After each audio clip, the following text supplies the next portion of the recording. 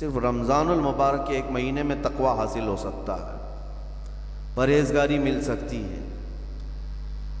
یہ شہر طاعات ہے، شہر عبادات ہے، شہر کا مطلب مہینہ ہے عربی میں۔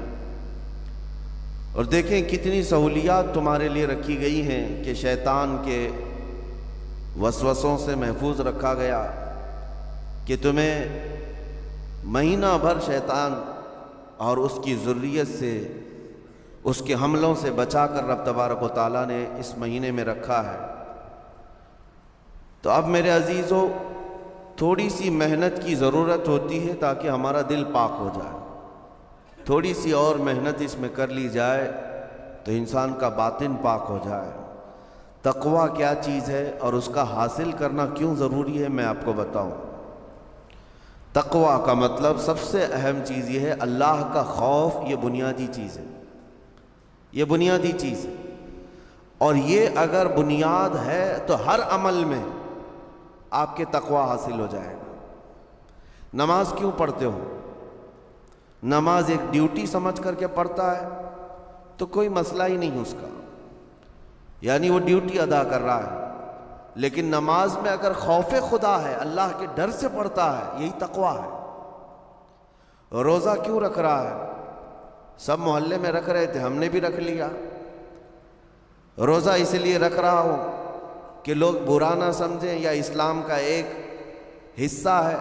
اتنی ہی نیت تھی تو پھر اس نے روزے سے کچھ حاصل نہیں کیا، لیکن اسی روزے کو اللہ کے خوف سے رکھا، یہی تقوی ہے۔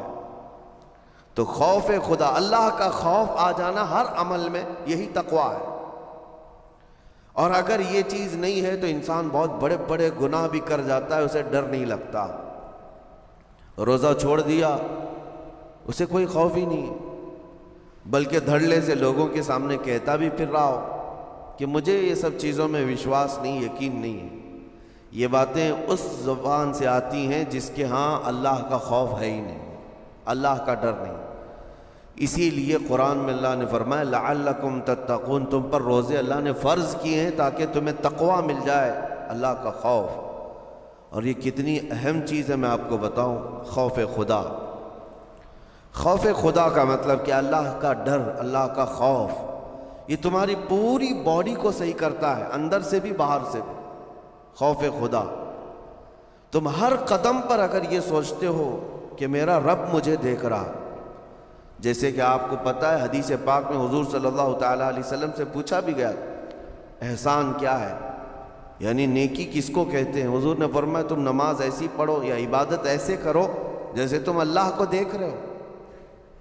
اور اگر یہ نہیں ہو سکتا تم سے تو اتنا احساس تو رہے کہ اللہ تمہیں دیکھ رہا ہے۔ تو ہر عمل میں تمہارے یہ سوچ آئے کہ مجھے میرا رب دیکھ رہا ہے، تمہارے قدم سنبھل جائیں گے۔ آج آپ مسجد میں بیٹھے ہیں، ادب سے بیٹھے ہیں، حالانکہ ایک آدھے گھنٹے کے بعد جسم کو پھیلنے کی حاجت ہونے لگتی ہے، تھوڑا پیر پھیلا لوں، پیٹھ کو ٹیک دے دوں، نہیں کرتے آپ، اس لیے کہ آپ کو احساس ہے کہ امام صاحب دیکھ رہے ہیں، مفتی صاحب دیکھ رہے ہیں، یا پھر مجمع میں لوگ دیکھ رہے ہیں۔ تو یہاں پر ہمارے دیکھنے کے احساس سے آپ کے پیر نہیں پھیلتے، آپ پھیل کے نہیں بیٹھتے۔ تو ہم میاں نہ سزا دینے والے نہ جزا دینے والے، یہی احساس اگر اللہ کے دیکھنے کا ہو جائے کہ میرا رب مجھے دیکھ رہا ہے، تو پھر آپ کو کسی نگرانی کی ضرورت نہیں، کہیں کسی سی سی ٹی وی کی ضرورت نہیں۔